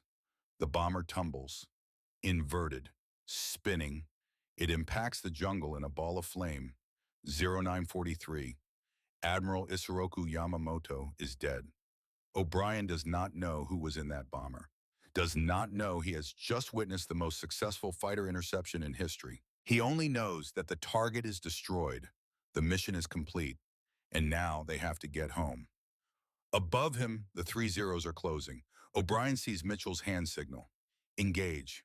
The high-cover P-38s roll into dives, but these are not attack dives. These are boom and zoom, hit and extend. O'Brien picks a 0 climbing hard. The Japanese pilot sees him, tries to turn into the attack. Fatal mistake. O'Brien does not turn. He dives through, fires a 3-second burst, sees strikes on the Zero's fuselage, keeps diving, keeps accelerating. Behind him, the Zero tries to follow, but at 400 miles per hour, the Zero's controls are useless. The American extends away effortlessly. O'Brien climbs back to altitude, checks his 6. Clear. Below, the second Betty is burning in the water, both bombers destroyed. The Zero escorts are scattered, disorganized. 3 are running back toward Rabaul. 2 are burning wreckage on the ground. 1 is still trying to engage, but he is alone and surrounded. Mitchell's voice on the radio, calm, professional. Lightning flight, bug out, head for home. The P-38s turn southeast. They do not wait to confirm kills, do not orbit the battle area. They turn and run, because the real fight now is against fuel consumption. O'Brien checks his gauges, 40% remaining, 435 miles to Henderson Field. The numbers are tight, very tight. The formation descends back to wave-top altitude. Lower drag, better fuel consumption. Every gallon counts now, 0955. They have been in the combat area for 11 minutes. Fuel consumption during combat was higher than planned. O'Brien's gauge shows 38%. He does mental calculations. 38% of 740 gallons is 281 gallons. 435 miles at 95 gallons per hour equals 412 gallons required. The numbers do not work. O'Brien is going to run out of fuel over the ocean, unless he can reduce consumption below 95 gallons per hour. He leans the mixture, reduces RPM slightly, optimizes his altitude and airspeed for maximum efficiency. The engines sound different, rougher, less power, but fuel consumption drops. Around him, other pilots are making the same adjustments, flying the aircraft at the ragged edge of acceptable performance because the alternative is swimming. 1,000 hours, 100 miles from Bougainville, fuel at 30%. 1,100 hours, 200 miles, fuel at 22%. The needle is dropping faster than the distance is closing. 1130 hours, 300 miles, fuel at 14%. O'Brien can see other P-38s spreading out. Some are climbing for better efficiency, some are descending, each pilot flying his own aircraft differently, trying to squeeze every possible mile from the remaining fuel. 1,200 hours, 350 miles, fuel at 8%. Ahead, O'Brien sees land, Guadalcanal, Henderson Field, but his fuel gauge shows 50 gallons remaining. The gauge is notoriously unreliable below 10%. Could be 50 gallons, could be 30, could be 20, 12, 15 hours. The P-38 formation breaks up as individual aircraft head for the runway.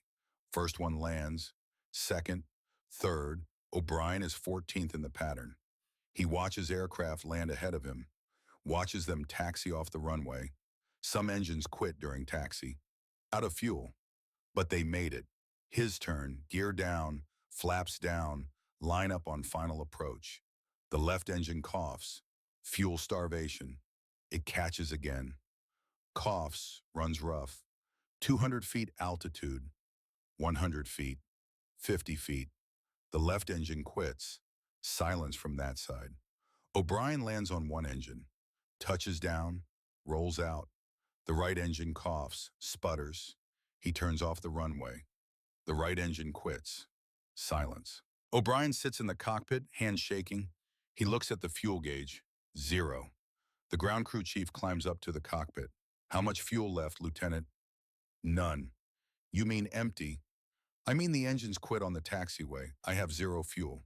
The crew chief shakes his head, whistles low. Sir, Mitchell's calculations were off by about 5 gallons per aircraft. 5 gallons. Yes, sir. Most aircraft landed with 5 to 10 gallons remaining, a few with zero, one or two with negative, running on vapor. O'Brien climbs out of the cockpit. His legs are weak. He has been sitting for 4 hours and 50 minutes. The mission time exactly as Mitchell predicted. Around him, 18 P-38s sit on the taxiway. All recovered. All pilots safe. Mission success. But O'Brien does not know the target was Yamamoto. Does not know he participated in changing the war. He only knows that Mitchell's calculations were accurate enough to get them home. Barely. And barely is enough. One is Rabaul Harbor, April 18th, 1943, 12:15 hours. Vice Admiral Kusaka sits in his operations room reading routine reports, aircraft maintenance status, supply inventories, pilot training schedules. The door opens. A communications officer enters. The man's face is pale. Admiral, we have received an emergency transmission from Balale. What is it? Sir, Admiral Yamamoto's aircraft is overdue.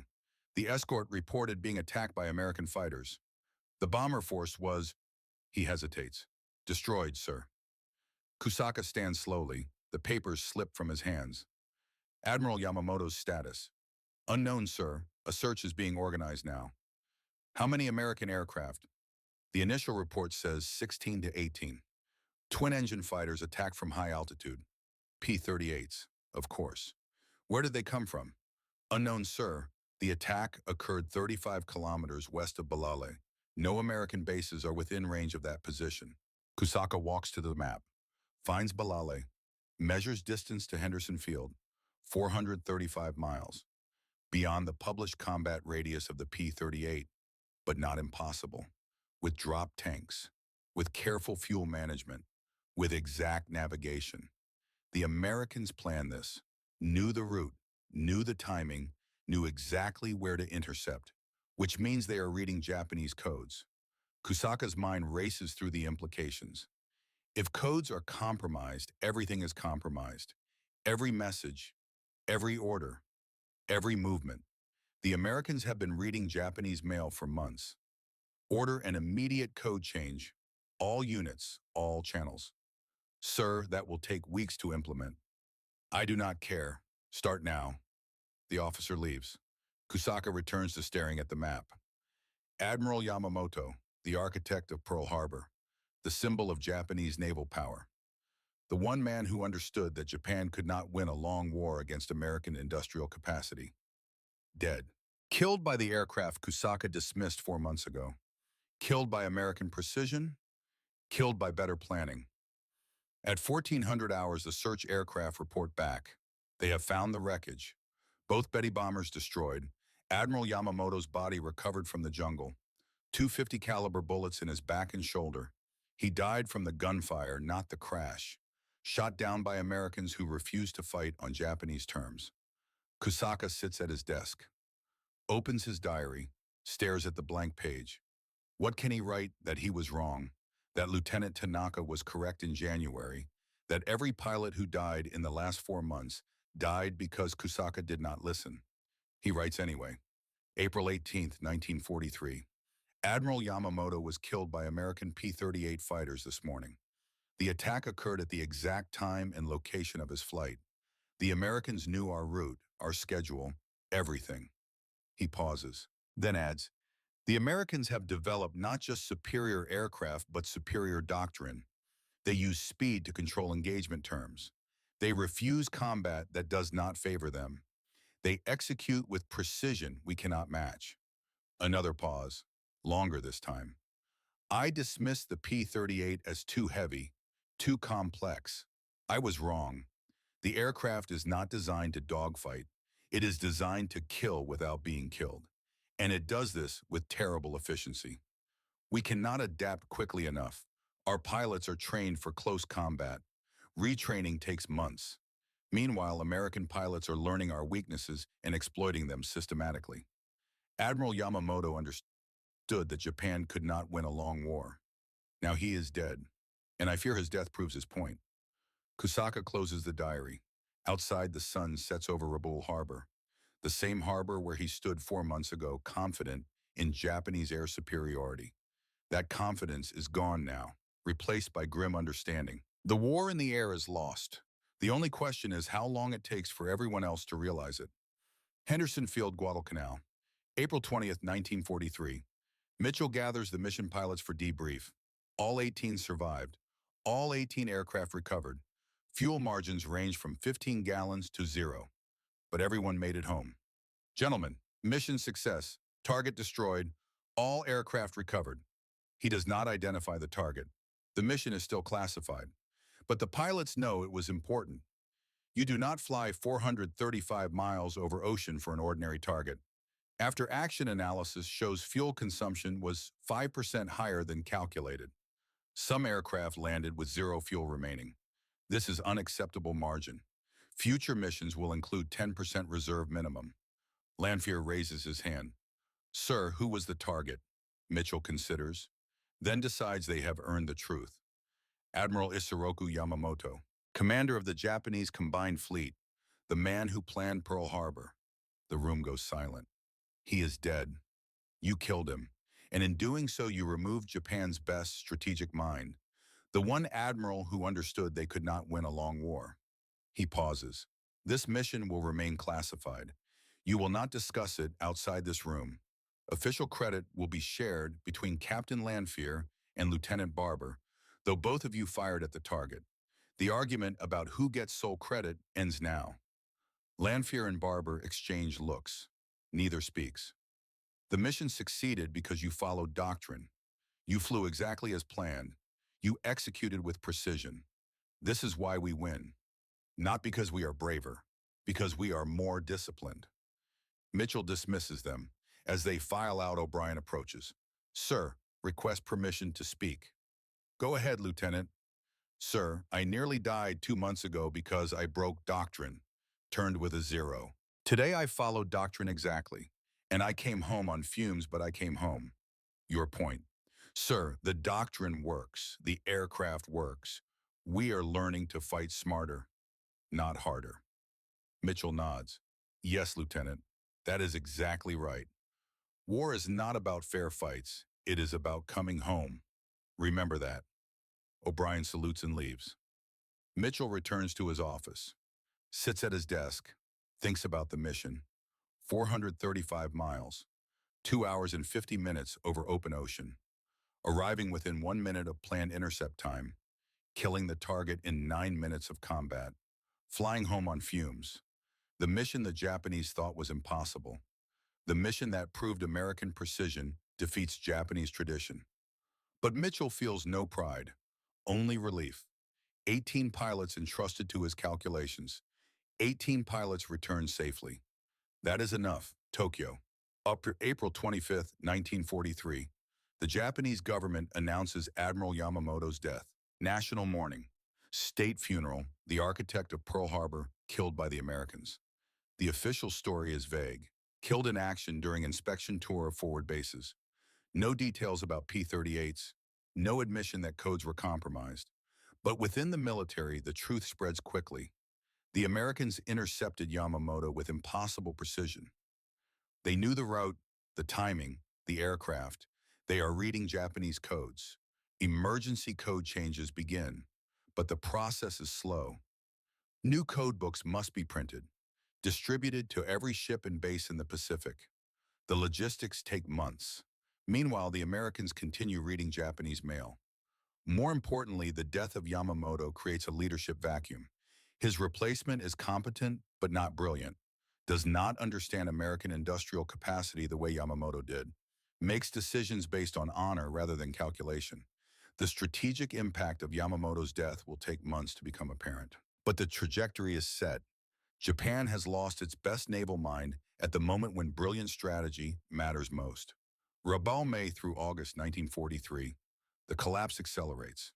In May, American bomber raids increase.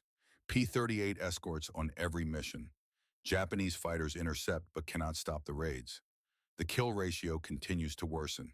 May 3-1 in favor of Japan, June 2-1, July 1.5-1, August even. The experienced pilots are dead. Replacements arrive with less training, 150 hours before combat, 100 hours. some as low as 80 hours. They are being sent to die. Kusaka watches the numbers with grim acceptance. The trend is clear. By September, American fighters will have kill ratio advantage. By October, American air superiority will be total. Lieutenant Tanaka continues to brief the statistics. Each week, the news is worse. Admiral, this week we lost 18 fighters, shot down 11 American aircraft. The ratio is now 0.6 to 1 in our favor. 0.6 to 1. The Americans are killing Japanese pilots faster than Japan can replace them. Pilot experience levels. New arrival average 90 hours, sir. They are dying in their first 3 missions. Average survival time is 8 days. 8 days. From arrival to death. 8 days. And the Americans. Their new pilots average 300 hours training. They are learning on the job and survival rates are increasing. There it is. The Americans are getting better. The Japanese are getting worse. The gap is widening exponentially. Kusaka makes a decision. Lieutenant, I am requesting relief from command. I will recommend you as my replacement. Sir, I am only 26 years old, and you understand this war better than I do. You warned me in December about the P-38. I did not listen. How many pilots died because of my arrogance? Sir, do not console me, Lieutenant. Take command, do what you can. But understand the truth. The war in the air is lost. We are simply managing the speed of defeat now. Kusaka submits his request on August 15. It is approved on August 20th. He is reassigned to a staff position in Tokyo. Not a promotion, a gentle retirement for an admiral who failed. His final diary entry from Rabaul. August 20th, 1943. I leave Rabaul today. 8 months ago, we had 220 fighters. Today, we have 42. The Americans killed Admiral Yamamoto in April using tactics I dismissed. They are killing our pilots using aircraft I underestimated. I was wrong about everything. Lieutenant Tanaka takes command. He is young, but he understands the truth. Perhaps youth and truth are enough. I hope so, for his sake. He pauses. One more thing must be written. My son graduated flight school in October, flew the Zero, 16 combat missions before the war ended. One of the fortunate ones who survived. He wants nothing to do with military service now, studies engineering in Tokyo. I do not blame him. He saw what I refused to see. That courage without capacity is just death. That tradition without adaptation is just defeat. Kusaka closes the diary. Boards an aircraft for Tokyo, leaves Rabaul behind Bonn. Below 42 Zero fighters sit on the airfield. 8 months ago, there were 220. The numbers tell the story. Henderson Field, Guadalcanal, November 1943. Lieutenant Daniel O'Brien completes his 60th combat mission. The paperwork says 62, but O'Brien stopped counting accurately after 50. The missions blur together now. Intercepts, escorts, sweeps, and all following the same doctrine, all ending the same way. Americans come home. Japanese do not. O'Brien has 24 confirmed kills, more probable. He does not care about the number. He cares about landing with fuel remaining, about checking off another mission, about getting closer to rotation home. The war will be won without him. The P-38s have proven their doctrine. Other pilots are learning. Newer pilots arrive with 300 hours of training instead of 200. They learn faster because they learn the right way from the start. Dive, shoot, extend, never turn. Simple, effective, survivable. O'Brien puts in his request for transfer to training command. Approved within a week. He will fly one more combat tour, then return stateside to teach new pilots the doctrine that kept him alive. He never sees Mitchell again. Never learns about the full story of Operation Vengeance until after the war ends. By then it does not matter. The mission was just one of hundreds. Important, yes. But the doctrine mattered more than any single target. O'Brien survives the war, returns to Boston, becomes a commercial pilot, flies DC-3s, then DC-6s, then eventually jets. Never talks about combat, never attends reunions, never seeks recognition. He just flies and comes home every single time, exactly as the doctrine taught him. Nagoya, Japan, April 18, 1952. 9 years after Yamamoto's death, Yuki Kotani sits in a classroom learning English. She is 12 years old. She never knew her father. He died when she was 3. Her mother told her the story many times. Father was a naval pilot. He flew Admiral Yamamoto on an inspection tour. American fighters attacked. Father died doing his duty. Yuki knows the date, April 18th, 1943. She knows the place, Bougainville. She knows he was brave, but she does not know him, does not remember his voice, does not remember his face except from photographs. The teacher is an American, a civilian working with the occupation forces. He is kind, patient. He teaches English with enthusiasm. Today's lesson is about World War II, the Pacific Theater, the Air War. The teacher shows a documentary, black and white footage of American aircraft, bombers, fighters, the distinctive twin boom shape of the P-38 Lightning. The P-38 was one of America's most successful fighters, the teacher says in English. Yuki understands most of it. Her English is good for her age. The documentary continues. Footage of combat, of aircraft attacking, of missions planned and executed. Then the narrator mentions Operation Vengeance, the mission to kill Admiral Yamamoto, April 18th, 1943. Yuki stops breathing. The documentary shows maps, flight paths, the interception point, the 18 P-38s that flew 435 miles to kill Japan's greatest admiral. 2 Betty bombers were shot down, the narrator says. All aboard were killed, including Admiral Yamamoto and his pilot warrant officer, Takeo Kotani. Yuki hears her father's name spoken by an American narrator in an English-language documentary. Her father, killed by American pilots, and now she's being taught by Americans. The classroom feels strange, disconnected. She looks around. Other students watch the documentary. The American teacher watches with them. No one seems to notice that Yuki's world has just tilted. After class, she walks home slowly. The streets of Nagoya are being rebuilt. American aid money, American building materials, American engineers helping reconstruct the city. She passes American soldiers. They smile at her, wave hello. She does not wave back. At home, she tells her mother what she learned. Today, I heard Father's name in a documentary about the mission that killed him. Her mother is quiet for a long time. Then, what did you feel? I do not know. Angry, sad, confused. All 3 are acceptable. Mother, should I hate the Americans who killed Father? Another long silence. Her mother is folding laundry. The domestic routine continues even during difficult conversations. Your father died doing his duty. The American pilots did theirs. Both sides believed they were fighting for something important. But they killed him. Yes, and we were bombing Pearl Harbor, and Manila, and Singapore. Who is more guilty? Who is more innocent? Yuki has no answer. Her mother continues. Hate does not bring him back, and it does not feed us. The Americans are helping rebuild Japan now. They could have destroyed everything. They chose to help instead. Is that enough to forgive? I do not know if forgiveness is required. Maybe understanding is enough. Understanding that war makes everyone do terrible things, and peace makes everyone do better things.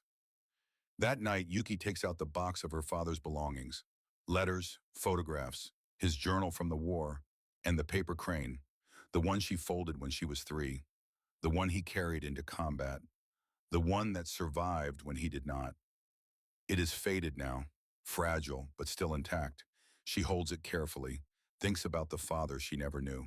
The pilot who flew with precision, who did his duty with honor, who died because American pilots did their duty with equal precision.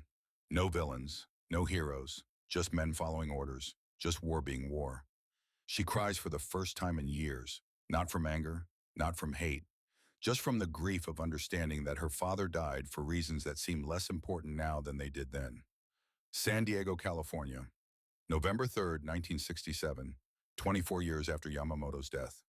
The Naval History Conference brings together veterans from both sides, retired admirals, former pilots, historians, all gathering to discuss the Pacific War from multiple perspectives.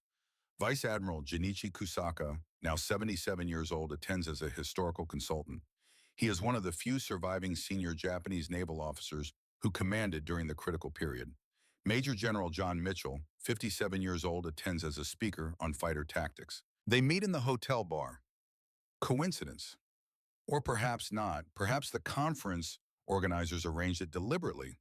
Kusaka recognizes Mitchell from photographs. Mitchell recognizes Kusaka the same way. General Mitchell? Admiral Kusaka. They shake hands. Two old warriors, former enemies, now just old men remembering. You led the mission that killed Admiral Yamamoto, Kusaka says in careful English. Yes, sir. I read your after-action report, captured after the war. Your fuel calculations were remarkable. Thank you. Your defense of Rabaul was formidable. We lost good men there. They sit at a table, order drinks, talk. Not about who won or lost, about tactics, engineering, decisions made under pressure. After an hour, Kusaka says, I dismissed the P-38 as too heavy. I was wrong, but not because I misunderstood the aircraft. I misunderstood the war. How so? I thought air combat was about individual skill, honor, tradition. You understood it was about systems, production, numbers. Mitchell considers this. Admiral, if my fuel calculation had been off by 50 gallons, Yamamoto would have lived. It was not genius. It was precision wrapped in luck. But you did the calculations. We relied on spirit. In modern war, quantitative thinking beats spirit. Every time. They talk for 3 hours. About the war, about after, about how both countries have changed. Finally, Kusaka asks the question he has been avoiding. The pilot who died flying Yamamoto, Warrant Officer Kotani, did you know he had a 3-year-old daughter? Mitchell shakes his head. No, sir, I did not. Her name is Yuki. She is a teacher now, in Nagoya. Never married, lives alone. She keeps a paper crane her father carried into combat. Mitchell is quiet for a moment. Then I am sorry for her loss. Do not be. He died doing his duty, as your pilots did theirs. The war was bigger than any of us. Could Japan have adapted if you had more time? Kusaka shakes his head. No, we needed different aircraft, different doctrine, different industrial capacity. We needed to be a different country. By 1943, it was too late. What would you do differently if you could go back to December 42? I would listen to the young lieutenant who warned me about the P-38. I would set aside my pride and examine the evidence. He pauses. But more than that, I would ask myself, what is our goal, to preserve tradition or to win? We chose tradition. We lost. Mitchell raises his glass. To the pilots who did not come home. All of them. Kusaka raises his own glass. All of them. They drink. Two old warriors. Former enemies. United by the understanding that both fought for causes they believed in. Both lost friends. Both survived. And survival in the end is its own form of victory. Later, walking back to his hotel room, Mitchell thinks about the paper crane, about a 3-year-old girl giving her father a symbol of hope, about that hope being carried 435 miles to his death. War does not care about paper cranes. War does not care about hopes or dreams or 3-year-old daughters. War cares about fuel calculations and intercept angles and who can plan better. The Americans planned better, and Takeo Kotani died because of it. Mitchell does not feel guilt. The mission was necessary. The target was legitimate. The execution was flawless. But he feels sadness for the daughter who never knew her father, for the man who died doing his duty, for all the fathers and sons and brothers who did not come home, on both sides. Nagoya, Japan, December 15th, 1995. Yuki Kotani, now 55 years old, retires from teaching. 33 years in the classroom, teaching English to Japanese students, teaching about the world beyond Japan. She donates her father's belongings to the Japanese War Museum. Letters, photographs, journal entries. The paper crane. A curator asks, do you resent the Americans who killed your father? Yuki thinks carefully before answering. No, they were doing their job. My father was doing his. The war was the enemy, not the men who fought it. What should people learn from his death? That precision in war saves lives on the winning side and costs them on the losing side. That Japan sent pilots into combat with inadequate training against superior American systems. That we lost not because our pilots lacked courage, but because we lacked the industrial capacity to adapt. She pauses. And that every name on a casualty list was someone's father, someone's son, someone's husband. War turns people into statistics. Memory turns statistics back into people. The curator thanks her, promises the exhibit will honor her father's service.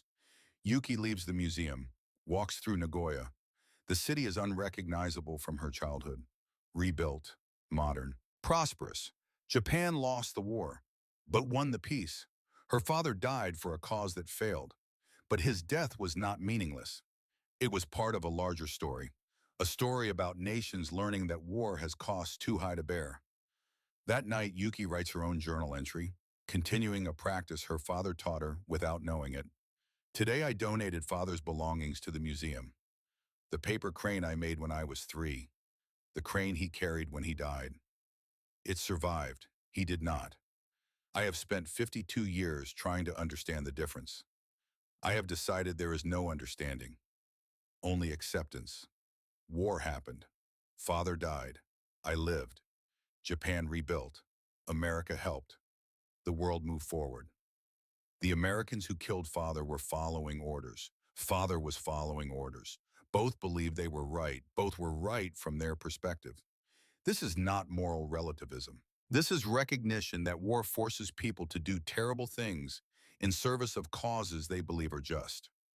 And afterward, we must choose between perpetual anger or eventual understanding. I choose understanding. Father, wherever you are, I hope you know that your death was not in vain. Japan learned, America learned. We all learned that war solves nothing, creates only grief, leaves only scars. Your daughter, Yuki. She closes the journal, turns off the light, sleeps. The paper crane sits in a museum display case. Next to it, a photograph of Warrant Officer Takeo Kotani. Next to that, a model of a P-38 Lightning. Enemies in 1943. Artifacts in 1995. History in perpetuity. The museum placard reads, "This crane represents hope. Hope that warriors on both sides would return home. Sometimes hope is not enough, but it is what makes us human." Dayton, Ohio, April 18th, 1993, 50th anniversary of Operation Vengeance. The National Museum of the United States Air Force hosts a ceremony, 50 years since the mission to kill Yamamoto. Surviving pilots invited. Historians present. Media coverage. Rex Barber, 73 years old, attends. One of the last surviving mission pilots. A reporter asks, "What do you remember most clearly about the mission?" Barber's answer is immediate. "I remember checking my fuel gauge at the intercept point. 23 minutes of combat fuel remaining. That meant we had to kill them fast or not at all. Everything else was just execution. Not the kill itself, not Yamamoto. The kill was inevitable once the numbers were right. Yamamoto never had a chance. We had better aircraft, better planning, better execution." "Do you feel pride in killing him?" Barber considers. "He would have done the same to us if positions were reversed." It was war. We had superior tools and superior discipline. That is all. Then Barber adds something that surprises the reporter. "But you know what I am proud of? All 18 of us came home that day. Mitchell's numbers were so good that nobody died. That is what matters." The reporter does not understand. She wants stories of glory, of combat, of heroism. Barber gives her calculation, precision, survival. Because that is what the mission was. Not glorious, not heroic, just exact. Later at a private dinner, Barber meets with military historians. They discuss the P-38's impact on fighter tactics, on post-war aircraft design, on modern air combat doctrine. "The Lightning changed how America fights," one historian says. "Speed over maneuverability, systems over individual skill, planned risk over improvisation. It changed how everyone fights," another adds. "The Soviet MiG-15 in Korea, the American F-4 in Vietnam, modern fighters like the F-15 and F-16, all prioritize speed and weapon systems over dogfighting capability. Because the P-38 proved that controlling engagement on arms beats accepting enemy terms. A third says, Barber listens, nods occasionally, but his mind is elsewhere. He thinks about the mission, about flying 435 miles over ocean, about arriving within 1 minute of planned intercept time, about killing Yamamoto in 9 minutes, about flying home on fumes.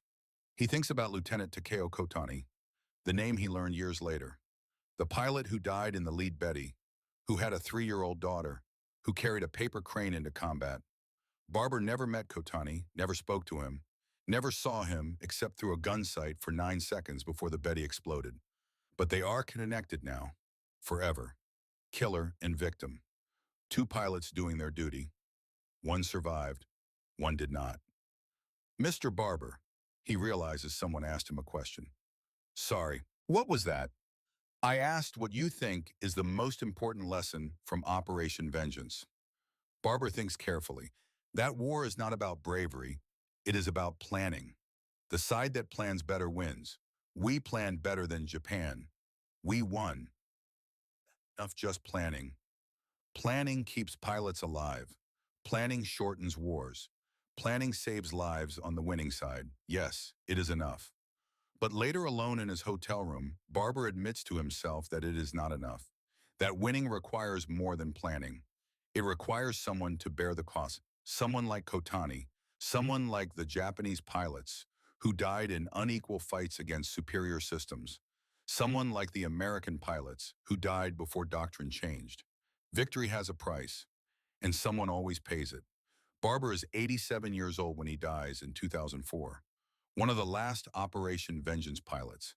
His obituary mentions 43 kills, mentions the mission to kill Yamamoto, mentions his service to country, but it does not mention the paper crane, or the 3-year-old girl, or the cost of victory borne by the losing side. History remembers winners, forgets losers. That is the nature of history. But the paper crane sits in a museum in Tokyo, a reminder that losers were human too, had families, had hopes, had daughters who folded paper cranes. Present day reflections on the Lightning's legacy. The P-38 Lightning flew its last combat mission in 1945, but its lessons never retired.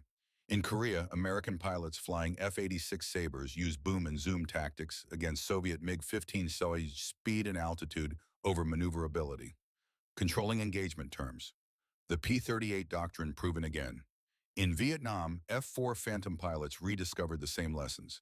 Do not dogfight with MiG-17Es and MiG-21S. Use speed. Use weapons. Disengage when conditions do not favor you. In the Gulf War, American F-15S and F-16S established air superiority through systematic application of the same principles. Get above the enemy, control engagement, strike from advantage, extend before they can respond. From 1943 to today, 80 years of air combat doctrine built on the foundation Kelly Johnson designed and John Mitchell executed. Speed over agility, systems over skill, planning over improvisation, survival over glory. These are not romantic principles. They do not inspire songs or movies, but they win wars, and they keep pilots alive. The cost honor, tradition, the romantic notion of individual combat, the idea that warfare is about brave men proving themselves in fair fights. The P-38 proved that fair fights are for fools, that survival comes from unfair advantages systematically applied, that modern war is not about individual warriors. It is about institutions that build better tools and train people to use them efficiently. Japan in 1943 clung to tradition, to honor, to the belief that warrior spirit defeats mere technology. America clung to calculation, to precision, to the belief that better planning defeats spirit every time. Admiral Kusaka learned this lesson too late. Wrote in his diary, "I was wrong about everything." He was, but his error was understandable. Tradition is comfortable. Honor is inspiring. Individual skill is visible and measurable. Systems are invisible. Planning is boring. Industrial capacity is abstract. But invisible, boring, abstract systems win wars against visible, inspiring, comfortable traditions. This is the Lightning's legacy, not just an aircraft, a philosophy, a way of thinking about war that prioritizes results over honor, that measures success in fuel consumed and distance traveled, that treats combat as calculation and pilots as variables in equations. Cold, yes. Inhuman, perhaps. Effective, absolutely. And effectiveness is what matters in war. Not poetry, not honor, not the aesthetic beauty of a dogfight. Results. The Americans killed Yamamoto using better planning and better aircraft. They destroyed Japanese air power using better systems and better training. They won the war using better industrial capacity and better institutional organization. Japan had better pilots, better initial training, better aircraft in 1941 and 42. But by 1943, none of that mattered, because the Americans had built systems that defeated individual excellence, had created doctrine that made skill irrelevant, had produced aircraft at rates that overwhelmed quality with quantity. This is not the story of brave Americans defeating evil Japanese. Both sides had brave men. Both sides had men who believed in their cause. Both sides had fathers and sons and brothers who died doing their duty. This is the story of systems defeating individuals, of planning defeating tradition, of calculation defeating honor. The Americans won because they planned. They calculated fuel. They calculated intercept angles. They calculated kill ratios and loss rates in training timelines. And they discovered that war is just another problem to be solved. Solve the equation. Execute the solution. Win. Cold, yes. But winners go home. Losers die in burning aircraft over Bougainville. Takeo Kotani carried a paper crane into combat, a symbol of hope, of safe return, of a future with his daughter. The crane survived. Kotani did not, because hope does not defeat fuel calculations. Spirit does not defeat speed. Honor does not defeat concentrated firepower. Precision defeats hope. Every single time. This is the lesson of the P-38 Lightning. This is what Operation Vengeance proved. Not that Americans were braver, not that Americans were better pilots, not that Americans fought with more honor, that Americans planned better, calculated better, executed better. And in modern war, better planning is all that matters. Vice Admiral Kusaka wrote in his final diary entry, "We underestimated everything, amazing. The Americans were not better warriors. They were better at calculation. And in the end, calculation won the war." He was correct. The Lightning did not win through superior dogfighting. It won by refusing to dogfight at all, by changing the rules, by making Japanese advantages irrelevant and American advantages decisive. That is genius. That is revolution. That is the future of warfare. From 1943 to today, from P-38 Lightnings to F-35 Joint Strike Fighters, from manned aircraft to unmanned drones, the same principle applies. Do not fight on the enemy's terms. Create terms where your advantages are decisive and theirs are irrelevant. Use technology to minimize risk to your own forces. Use systems to maximize effectiveness. Use calculation to achieve objectives. This is the American way of war, inherited from the P-38 Lightning, refined over 80 years, applied in every conflict since 1945. Not romantic, not inspiring, not the stuff of legend, just effective. And effectiveness is the only measure that matters. The paper crane sits in a museum, a reminder of hope, of the human cost of war, of the daughter who never knew her father. Next to it sits a model P-38 Lightning, a reminder of calculation, of systems defeating individuals, of precision defeating honor. Both are true, both are important, both are part of the story, but only one won the war. And history is written by winners. Final reflection. April 18th, 1943, 9:43 in the morning. Solomon Islands. Admiral Isoroku Yamamoto sits in the rear cabin of a Betty bomber 7 seconds from death. He does not know that American cryptographers read his flight schedule. He does not know that 18 P-38 Lightnings flew 435 miles to intercept him. He does not know that John Mitchell calculated fuel consumption to within 5 gallons. He does not know that Takeo Kotani will die with him. He does not know that his death proves everything he feared about American industrial capacity. He only knows his duty. Inspect forward bases, maintain morale, show the flag. Duty is not enough, not against fuel calculations, not against intercept angles, not against concentrated firepower. 7 seconds, 6 seconds, 5 seconds. Thomas Lanphier opens fire from 800 yards. 450 caliber machine guns and 120 millimeter cannon, concentrated in the nose. Point and shoot. Simple. Effective. 4 seconds. The Betty's wing separates. The bomber tumbles. Inverted. Spinning. 3 seconds. Yamamoto feels the impact of 50 caliber rounds through his back and shoulder. Feels his life ending. 2 seconds. Thinks of Japan. Of the war he knows cannot be won. Of the calculations he made that warned this would happen. 1 second. The Betty impacts the jungle. Fireball. Explosion. 0 seconds. Admiral Isoroku Yamamoto is dead. Killed by American planning. Killed by better calculation. Killed by systems defeating individuals. The war in the Pacific will continue for 2 more years. But the outcome is decided here. At 9:43 in the morning, April 18th, 1943, when American calculation defeated Japanese tradition, when the lightning proved that precision wins wars, when Takeo Kotani's paper crane survived, but its owner did not.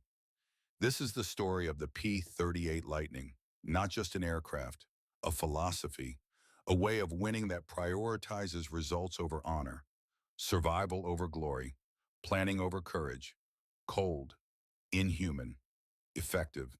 And in the end, effectiveness is all that matters. History is written by those who plan better. The Americans planned better. They won. The end.